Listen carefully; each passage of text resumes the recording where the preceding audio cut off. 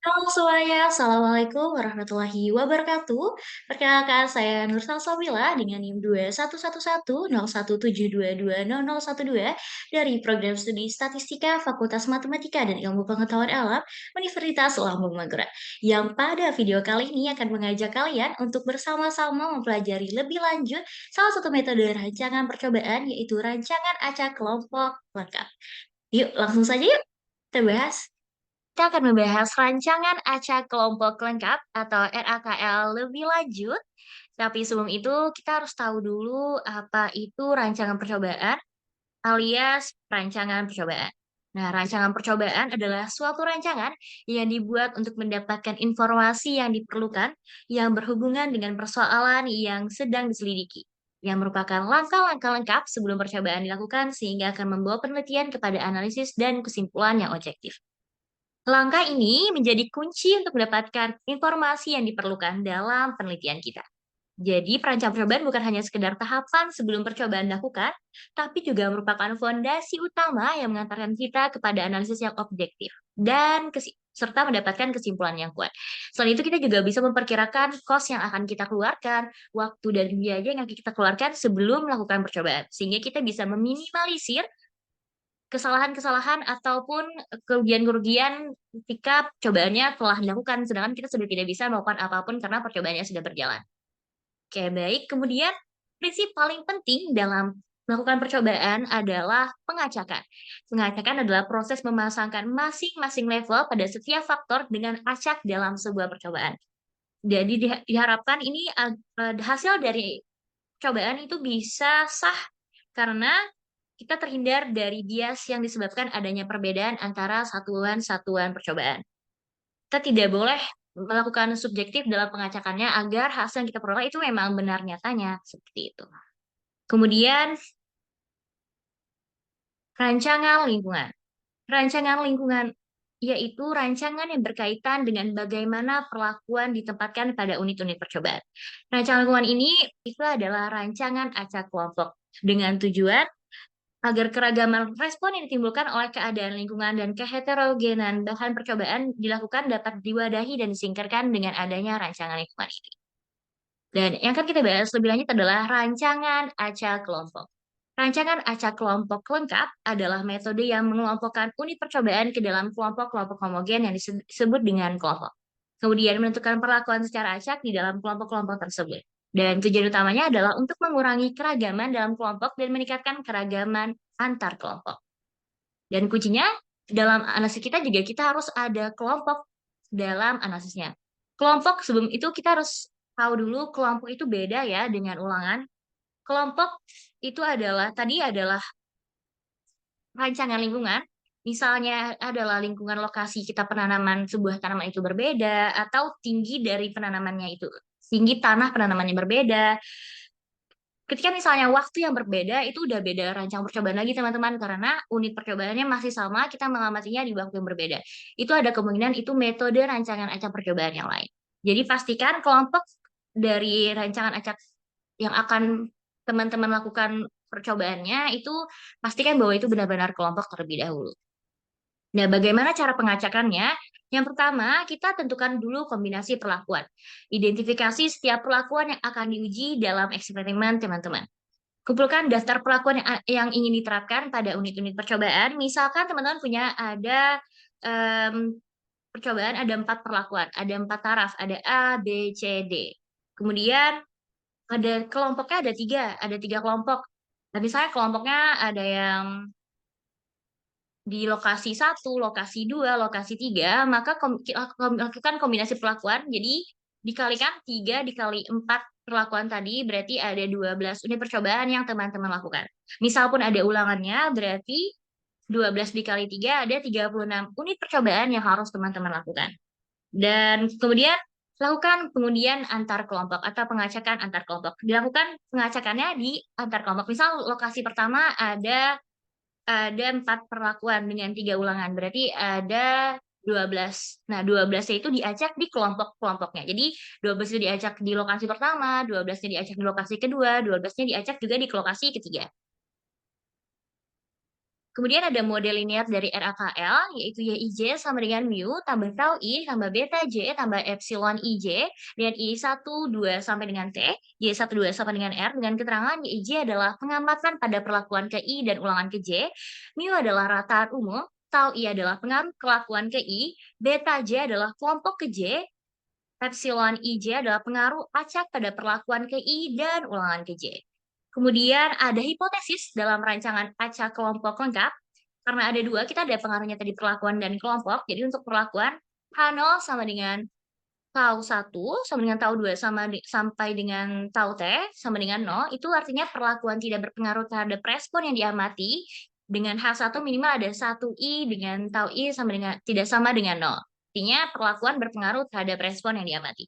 Begitu juga dengan kelompok, H0 sama dengan beta 1 sama dengan beta 2 sama dengan beta R sama dengan 0, artinya kelompok tidak berpengaruh terhadap respon yang diamati. Dengan H1 kebalikannya, jadi paling tidak ada satu kelompok J dengan beta 0J tidak sama dengan 0 atau kelompoknya berpengaruh terhadap respon yang diamati. Dengan H0-nya H0 ditolak ketika F hitungnya lebih dari F alpha T-1, T-1, R-1 untuk pengaruh perlakuan.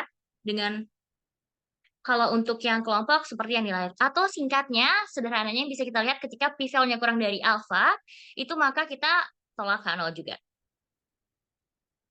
Berikut ada tabel ANOVA RAK, bisa teman-teman lihat. Kalau misalnya RA kita hanya ada perlakuan saja, tapi kalau udah RAK dia ada kelompoknya dengan persamaan sebagai berikut yang bisa teman-teman lihat lebih lanjut. Nah, kemudian kita agar lebih mantap kita akan lakukan penerapan RAK terhadap kasus yang kita ambil dari data sekunder, yaitu data yang diambil dari lampiran data pada skripsi yang berjudul Pengaruh Suara dan Aplikasi Jamur Pelarut Fosfat Thalaromyces sp terhadap pertumbuhan dan hasil tanaman jagung yang disusun oleh Safira Handayani pada tahun 2020, Fakultas Pertanian Universitas Muhammadiyah Sumatera Utara. Tujuan penelitian untuk mengetahui pengaruh suara dan aplikasi jamur pelarut fosfat Thalaromyces sp terhadap pertambahan rata-rata luas daun tanaman jagung ZMycel berumur 6 msc atau masa setelah tanam. Nah, jadi untuk perlakuannya itu ada aplikasi jamur pelarut fosfat atau JPF dengan 4 taraf, ada M0, M1, M2, M3. M1 itu artinya tanpa jamur atau itu sebagai kontrolnya. M1 itu adalah jamur pelarutnya dengan kadar 10 mili per tanaman, M2-nya 20 mili per tanaman, M3-nya 30 mili per tanaman. Kemudian ada kelompoknya itu berupa lokasi. Yang pertama ada lokasi tanpa suara. Lokasi yang kedua itu ada lokasi dengan suara tilawah Al-Quran.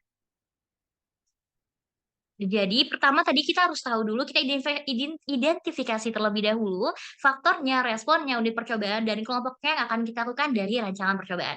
Dari tujuan yang akan kita lakukan. Tujuannya kan tadi untuk mengetahui pengaruh suara dan aplikasi jamur pelarut fosfat terhadap pertambahan rata-rata luas daun tanaman jagung berumur 6 mst atau masa setelah tanam. Nah, jadi pertama kita tahu dulu kalau faktornya adalah dosis aplikasi jamur pelarut fosfat atau JPF. Responnya tadi adalah luas daun tanaman jagung. Unit percobaan adalah tanaman jagung dengan umur 6 masa setelah tanam, 6 minggu masa setelah tanam. Dan kelompoknya ada lokasi dengan suara dan tanpa suara tilawah Al-Quran. Berarti kita bisa lihat di sini, berarti ada 4 level dan ada 2 kelompok. Berarti untuk kombinasinya adalah 4 dikali 2 ada 8. Ada 8 kombinasi perlakuan. Ada S0M0, S0M1, S0M2, S0M3, S1M0, S1M1, S1M2, S1M3. Dan karena ada 3 kali ulangan, maka dari 8-nya tadi dikali 3, berarti ada 24 unit percobaan. Dan dilakukan pertama yang kita lakukan adalah pengacakan antar kelompok S0 dan S1. Dari 8 kombinasi perlakuan dikali 3 ada tadi 24, itu dilakukan pengacakan untuk kelompok S0 dan dilakukan pengacakan lagi untuk kelompok S1. Ini akan ditambahkan bagannya. Ini bagan untuk S0 atau tanpa suara tilawah Al-Quran tadi. Jadi yang pertama ada ulangan pertama, dia ada S0M1, S0M2, S0M3, S0M0, kemudian dia diacak per ulangan kalau di dalam bagan ini. Jadi itu balik lagi. Pokoknya yang penting diacaknya adalah per kelompok. Begitu juga dengan ini, dia ada dengan kelompok suara tilawah Al-Quran S1, ya ada ulangan pertama, ulangan kedua, ulangan ketiga. Kemudian ini hasil yang didapatkan dari percobaan yang telah dilakukan. Nah, ingat tadi kita ada 4 perlakuan, ada 2 kelompok, dan inilah yang akan kita uji dengan uji ANOVA. Yang kali ini saya akan menggunakan software RStudio. Oke, pertama kita lakukan dulu dari data sebelumnya kan seperti ini nih.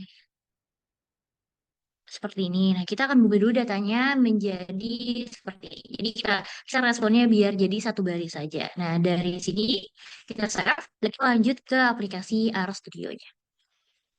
Pastikan teman-teman udah install dulu, install package yang akan digunakan, baru bisa kita run atau jalankan dari sintaks-sintaksnya.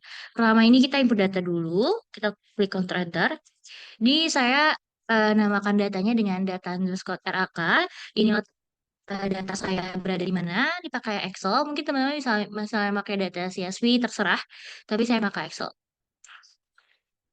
Kemudian kita lanjut membuat datanya menjadi data frame. Dan untuk perlakuan, karena kita tadi berupa angka, kita ubah dulu dia sebagai faktor. Untuk perlakuannya juga dengan kelompoknya. Jadi kita lihat datanya, nah udah ternyata perlakuan kelompoknya udah dalam berupa faktor. Baru kita tinggal langsung uji ANOVA. Nah, dengan sintak berikut. Jadi misal teman-teman ada ya variabelnya lain, misalnya namanya responnya bukan respon, bisa diganti. Perlakuannya misalnya bukan perlakuan, bisa diganti. Datanya data apa, saya data. Jadi tinggal kita Ctrl Enter, kita lihat summary-nya. Ini adalah output dari uji ANOVA RAKL.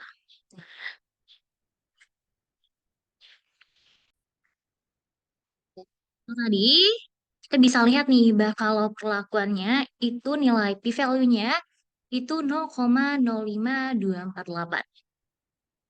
Kalau misalnya alfa teman-teman itu 0,05, maka perlakuannya dianggap tidak berpengaruh karena gagal tolak H0 di atas 0,05. Tapi kalau alfa teman-teman itu 0,1, berarti bisa dianggap kalau perlakuannya itu berpengaruh terhadap respon yang diamati. Kemudian ini ada kelompoknya, itu nilainya 0,00496. Artinya kurang dari 0,05. Kalau misalnya taraf signifikan teman-teman itu 0,5%, berarti dia memenuhi. 0,1 pun memenuhi. Artinya kelompok dia berpengaruh terhadap respon yang diamati. Dalam kasus ini, perlakuannya adalah pemberian dosis aplikasi GPF terhadap tanaman jagung. Kelompoknya adalah lokasi suara dan tanpa suara tilawah Al-Quran terhadap rata-rata luas daun tanaman jagung. Artinya, kesimpulannya cukup bukti mengatakan bahwa dosis aplikasi JPF tidak berpengaruh terhadap pertambahan rata-rata luas daun tanaman jagung umur 6 minggu setelah tanam. Dan cukup bukti mengatakan bahwa kelompok lokasi suara dan tanpa suara tilawah Al-Quran pertambahan rata-rata luas daun tanaman jagung umur 6 minggu masa setelah tanam itu berpengaruh. Seperti itu. Itu tadi pembahasan mengenai rancangan acak kelompok lengkap. Mungkin teman-teman bisa lihat sumber-sumber yang lain agar bisa lebih jelasnya. Semoga video kali ini membantu teman-teman dalam memahami rancangan acak kelompok lengkap. Terima kasih dan sampai jumpa.